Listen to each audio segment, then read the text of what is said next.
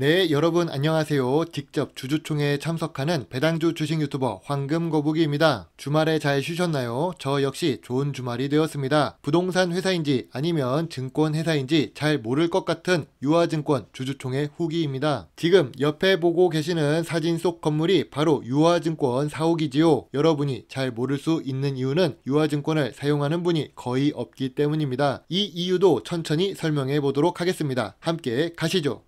2022년 3월 25일에 황금거북이가 부지런히 여의도에 있는 유화증권으로 갔었는데요. 이 건물은 의외로 삼성전자 서비스센터 여의도 지점으로 유명한 건물입니다. 아무튼 여의도역에서 가깝기 때문에 주주총회 참석은 어려움이 없었습니다.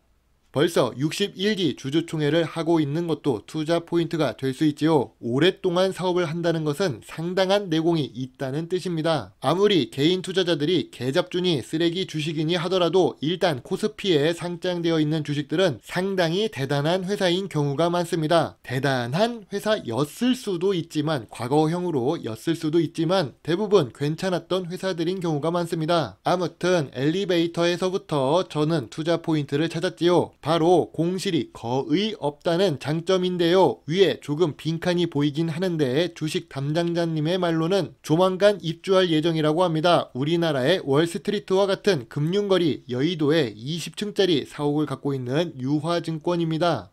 제가 제일 먼저 도착했어요. 사원들보다 제가 더 빨리 주주총회장에 도착했었는데요. 아무튼 빈 공간에서 열심히 사진을 찍고 미리 영업보고서를 확인할 수 있었죠.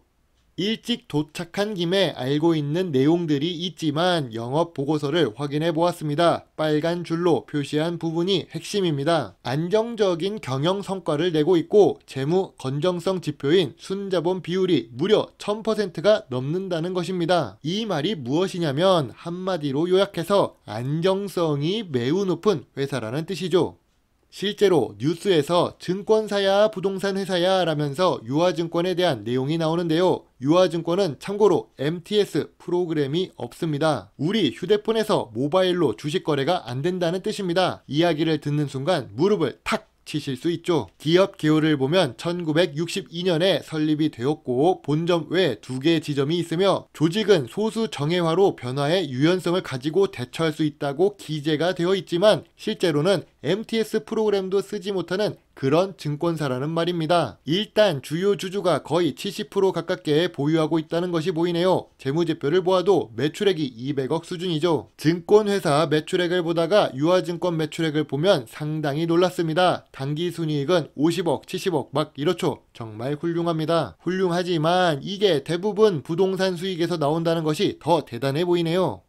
유화증권은 부동산 회사 같은 증권회사입니다. 아니면 증권회사 같은 부동산 회사이거나 자산이 매우 많습니다. 안정성 지표 중 하나이죠. 배당도 지금 주가 기준으로 5%를 기록합니다. 시가총액도 1,400억 수준으로 소형 주식이죠. 주봉 차트상 낮아진 주가를 기록하고는 있지만 이 주식이 중간에 팍팍 뛰어줬던 적도 거의 없습니다. 정말 심심하고 재미없고 지루할 수 있는 주식입니다. 다만 이런 회사들은 장점이 있지요. 망하지 않는다는 것, 자산이 많다는 것, 이 두 가지만으로 이 주식을 설명할 수 있죠. 저는 개인적으로 보유하고는 있지만 이동평균선 121선이나 201선 아래로 내려온 다음에 매수를 해야 그나마 더 배당 수익을 받기 좋다고 생각합니다. 고배당 주식이라고 생각한다면요.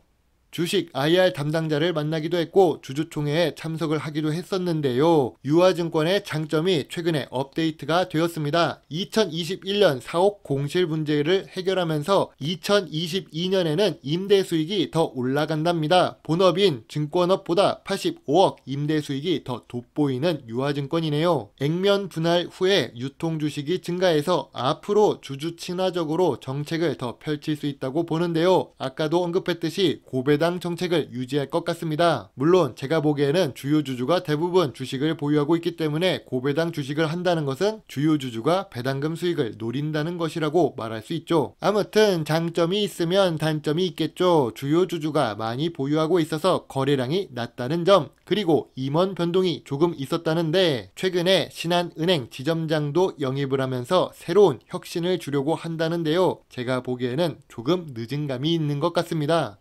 황금거북이가 보는 유화증권 투자 노트입니다. 5년 연속 단기 순이익과 낮은 PBR 그리고 50% 미만의 부채 비율은 보기 드문 증권회사의 안정성을 보여주는 그런 주식입니다. 그리고 현재 주가가 2,600원인데 한 주당 배당금이 130원을 지급하네요. 배당률이 높다는 것은 고배당 주식이라는 뜻이죠. 다만 유화증권이 언제까지 이렇게 부동산 회사로 살 것인가가 의문입니다. 지금도 낮은 인지도를 갖고 있고 제일 중요한 MTS를 사용하고 있지 않습니다. 회사를 다니면서 대부분 주식을 하는 경우가 많은데 MTS를 사용하지 못한다는 것은 큰 단점이 될 수 있죠.